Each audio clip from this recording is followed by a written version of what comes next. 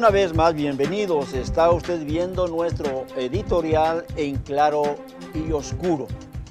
El tema de este último segmento de 3 está relacionado a la sucesión presidencial. Enrique Peña Nieto, recelo en la sucesión precisamente por los pactos que refrendan o puedan refrendar un sexenio de Trinidad maldita en México.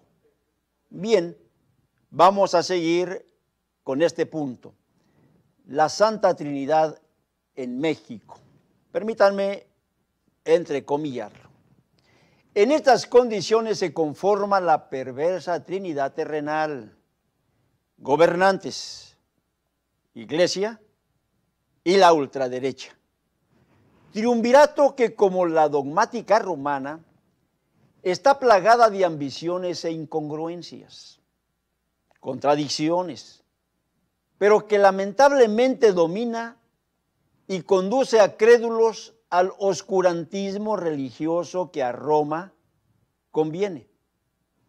Hablamos de una consigna de posicionamientos, desde luego, que aprovecha este tipo de poderes, en este caso el episcopado, quien ya prepara sus huestes para poder tener control, pues dentro de todos los campos políticos, económicos, sociales, religiosos.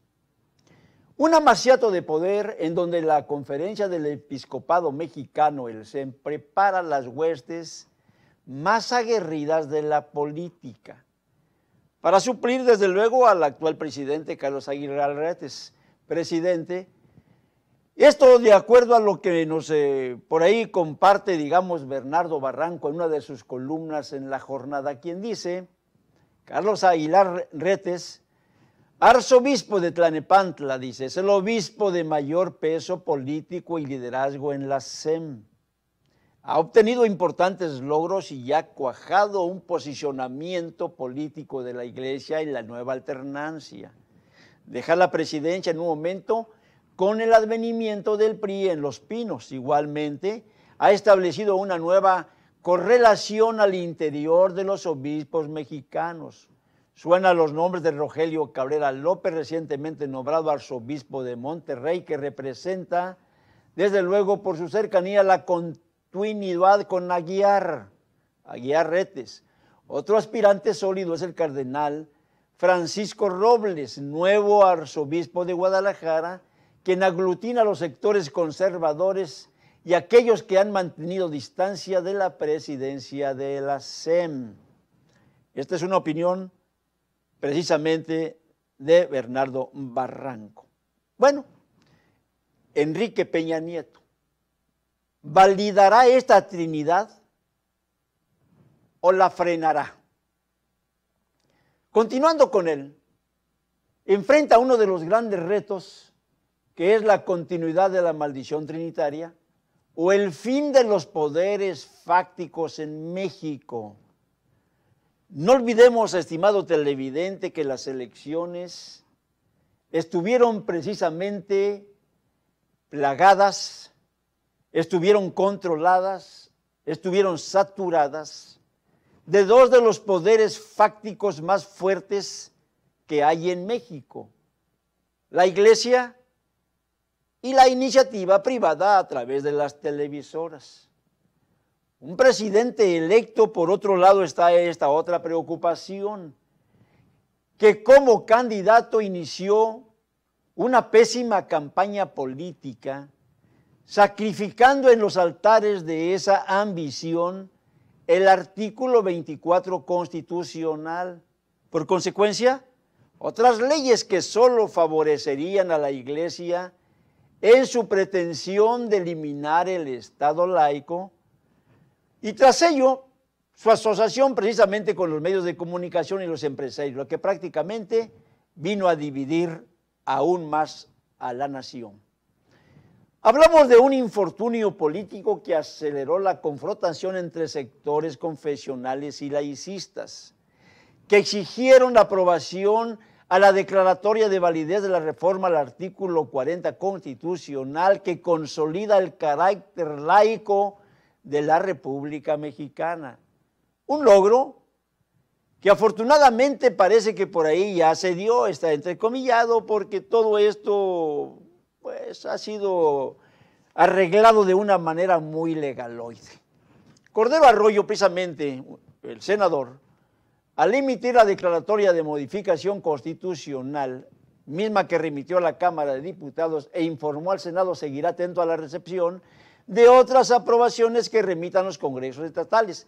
Esta reforma señala que es voluntad del pueblo mexicano constituirse en una república representativa, laica y federal, compuesta de estados libres y soberanos, en todo lo concerniente al régimen anterior, pero unidos en una federación.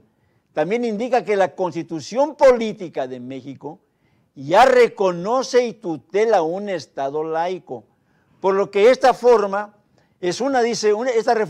es una forma de consolidarlo, ya que las bases del Estado laico están en el artículo 3º que consagra este tipo de educación. Hablamos del desatino que acrecentó la división tras sus giras de trabajo también en el extranjero.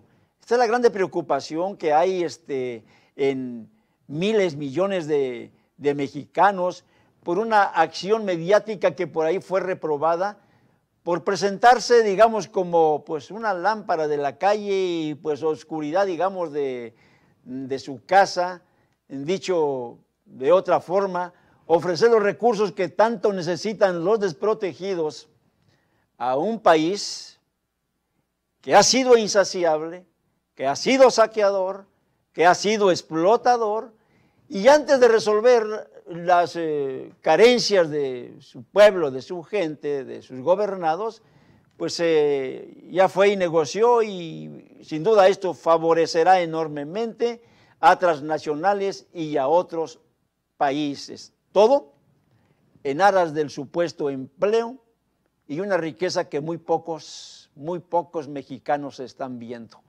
No olvidemos que son millones y millones, más de 40 millones de pobres en territorio nacional.